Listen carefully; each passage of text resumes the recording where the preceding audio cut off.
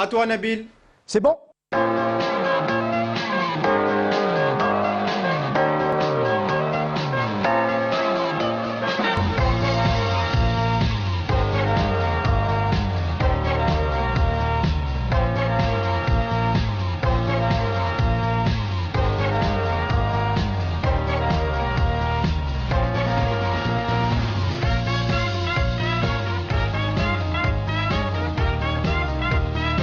Mesdames et messieurs, chers téléspectateurs ou simples curieux, bienvenue.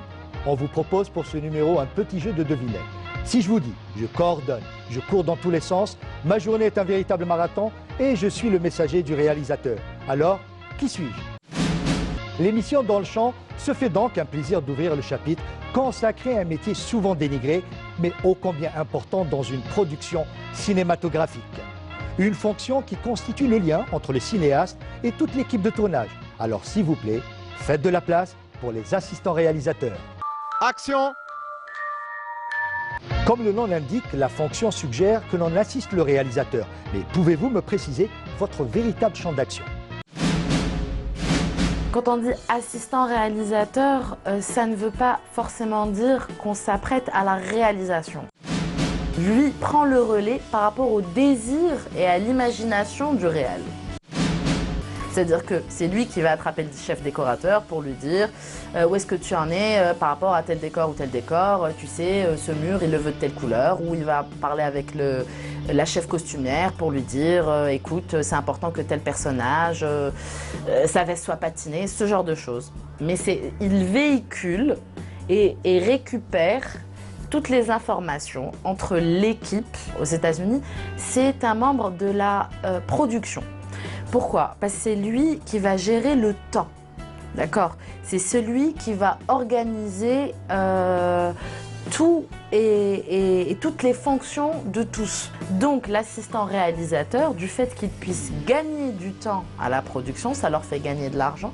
Donc ça devient un élément de la production. Contrairement à l'école française, ou on va dire européenne, où l'assistant réalisateur est un membre de la cellule de la réalisation. C'est-à-dire il y a le réalisateur, il y a généralement un premier, un second assistant, un stagiaire, voire un troisième assistant, la script. C'est un poste vital sur un tournage, c'est un poste très important. C'est lui qui veille au bon déroulement du tournage.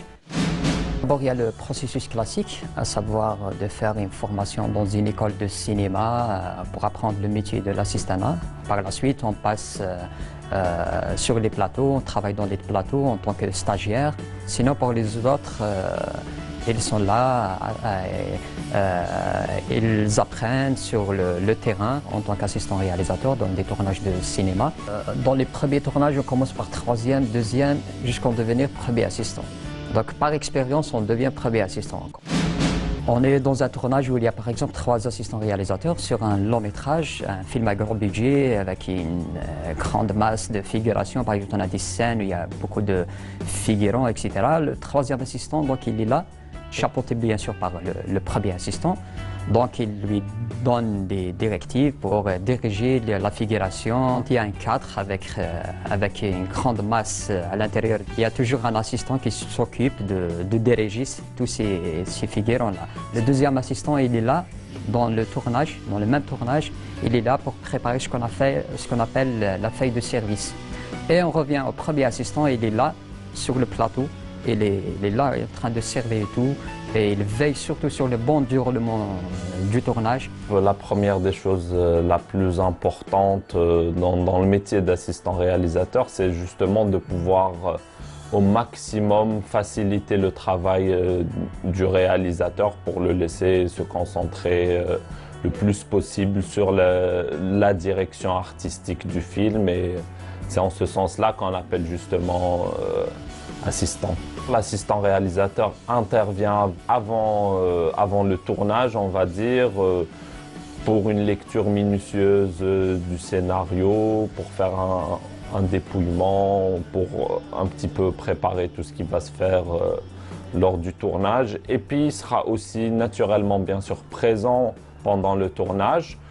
Sa fonction étant justement de pouvoir coordonner tout ce qui se passe à l'intérieur du plateau, entre les différents techniciens, les acteurs, à la fois être attentif à la feuille de service qui va être préparée par le second assistant réalisateur, pouvoir prévoir, avoir cette capacité d'anticiper justement sur tous les problèmes qui risquent de survenir lors du tournage. C'est quand même un métier du cinéma et on est dans un métier artistique et à mon avis c'est quand même très important de réussir à avoir un groupe soudé, de pouvoir échanger, y compris artistiquement, une bonne entente avec le réalisateur. Action!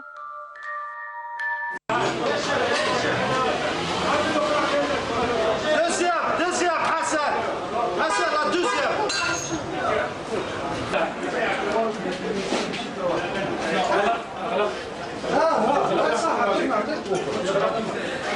Allez, on fait en place tout le monde.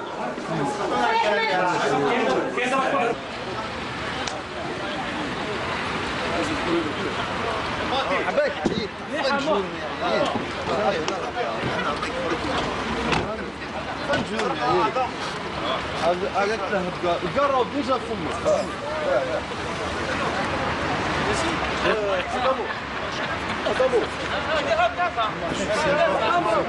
باقي على قهوتي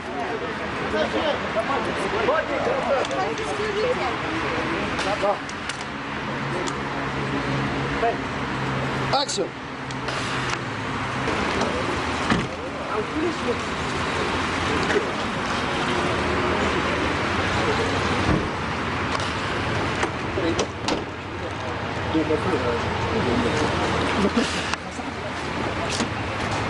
هادي الرحمة شوية كتكون والله إلا مرة يتسنى فيا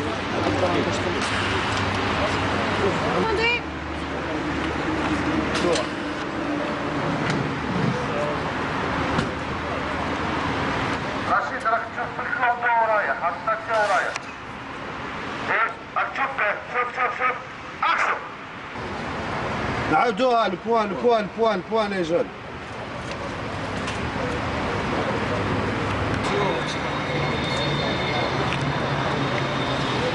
C'est bon Rachid, prépare-toi et action. Tenez.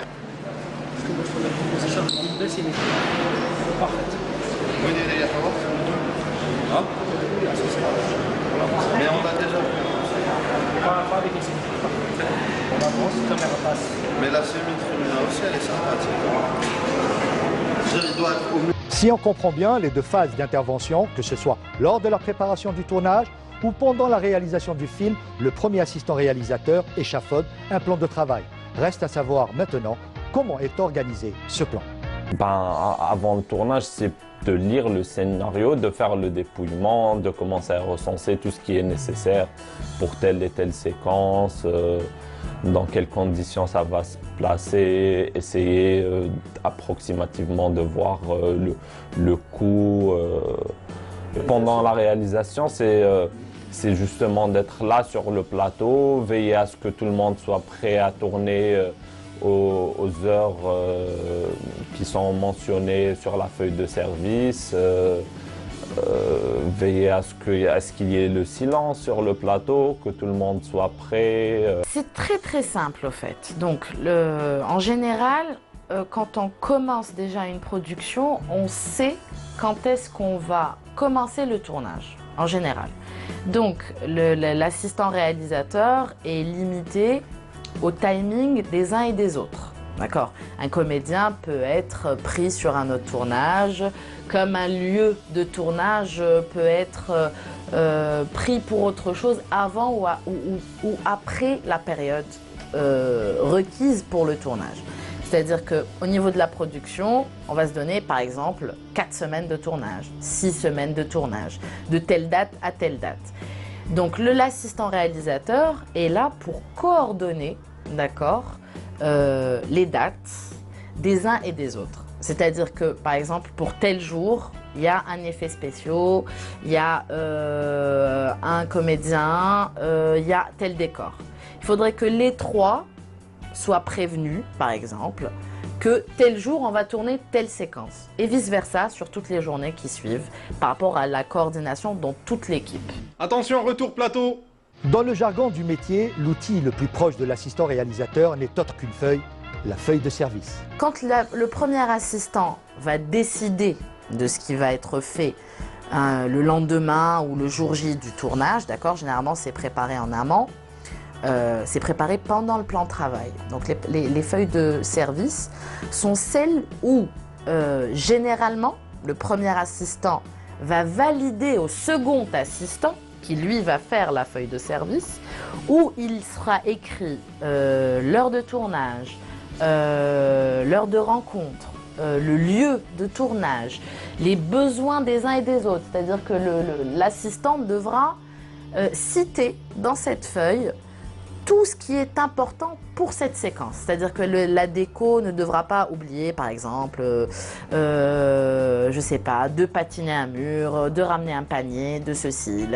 Le costumier devra habiller, par exemple, 100 figurants et 3 comédiens principaux. De telle date à telle. C'est-à-dire que s'il y a une limite dans le temps, dans le scénario, c'est-à-dire qu'on sait que ces comédiens doivent être habillés de telle manière-là, puisque c'est à cette période-là du scénario, etc. Et tout le long. Donc tout est mentionné dans la feuille de service, appelée aussi feuille de route, très souvent.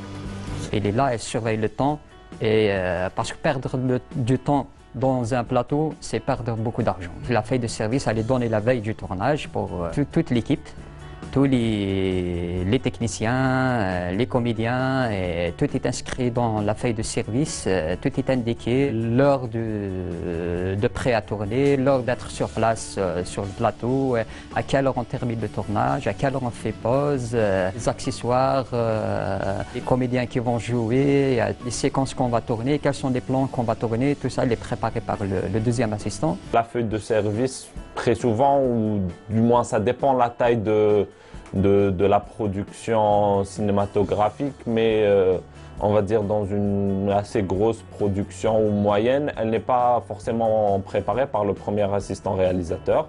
C'est le second assistant réalisateur qui la prépare selon le dépouillement qui a été préparé déjà en amont, c'est-à-dire avant le tournage.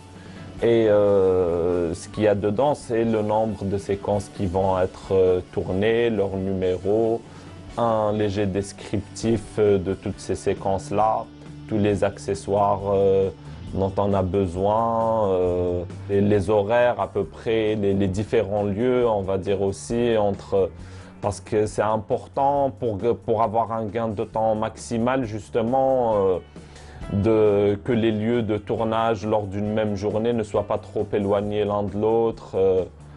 À la lecture du scénario et ensuite après discussion avec le réalisateur ou la réalisatrice, telle scène, elle peut requérir combien de temps, qu'est-ce qu'on doit y faire et tout, il y a combien de plans qui vont être tournés, on va tourner sur combien d'axes, etc.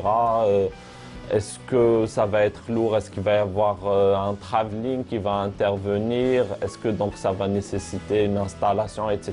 Donc c'est en fonction de toutes ces données-là quand on va réussir à prévoir la durée ou non de la séquence et de savoir comment enchaîner en fait le plus rapidement possible. Action! J'ai introduit un petit peu ce monde artistique à l'âge de 17 ans, où j'étais saisonnier pour des projets de la télévision algérienne, parmi eux un projet très phare, à l'époque c'était Nasmina City. J'étais chargé de casting. Et de là où, en fait, de saisonner, j'ai compris que mon métier ne pouvait être que de raconter des images et de faire le métier de réal. Je suis parti en France, j'ai fait une formation de monteur.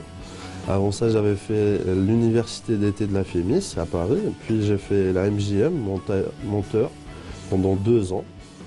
Et de là, tout a commencé. En fait, j'ai commencé à faire des courts-métrages en Europe.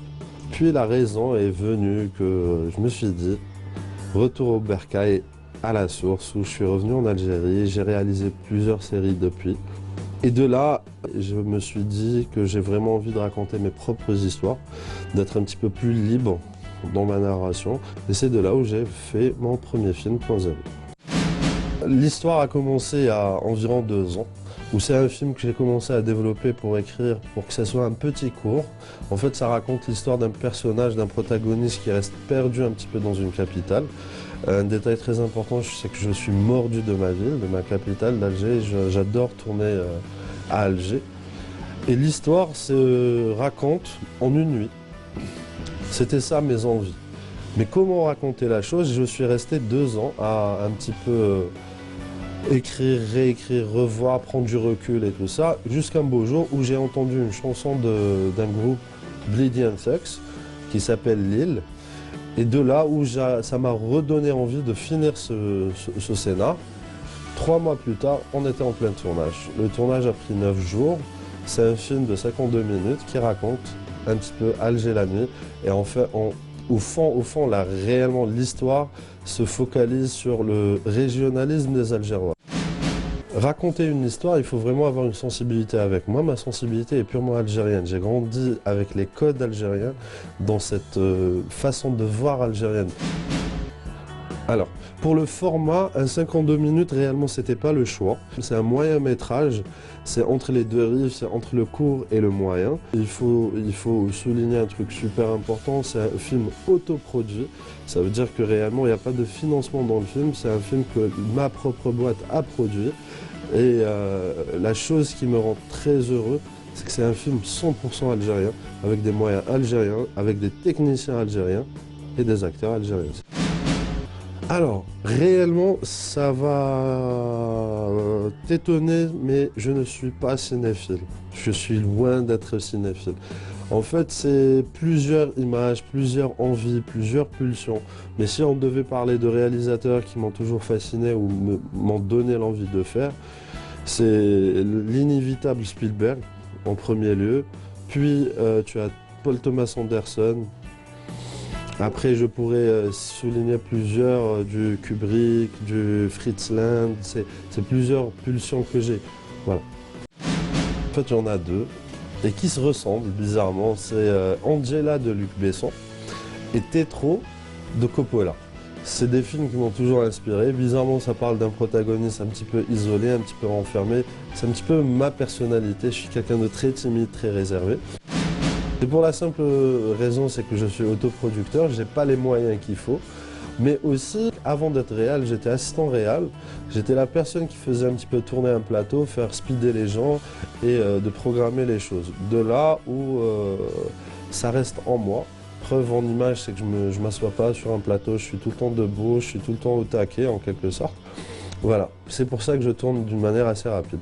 L'anticipation et l'esprit d'initiative, 2 qualités que doit posséder l'assistant réalisateur afin de mener à bien sa mission. Cela dit, d'autres compétences sont requises. Pour moi, la principale compétence qui va être requise en plus de ces 2-là naturellement, c'est justement de savoir garder son calme, de pouvoir avoir cette capacité de rebondir en toutes circonstances, d'être un petit peu très diplomate pour essayer de mettre le maximum de gens à l'aise à l'intérieur du plateau et maintenir cette sérénité.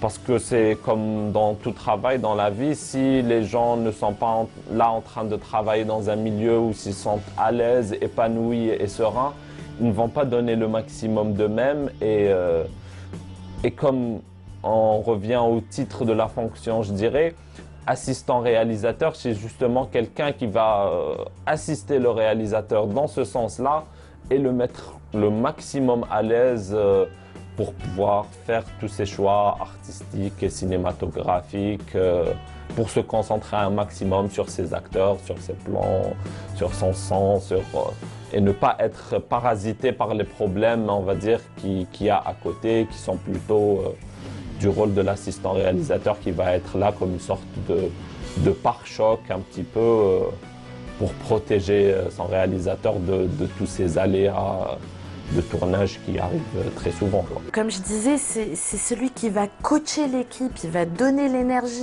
Il y a des fois où on est crevé, et généralement il y a le caractère qu'il faut pour être assistant réel. Il y a des gens qui ont le caractère qu'il faut.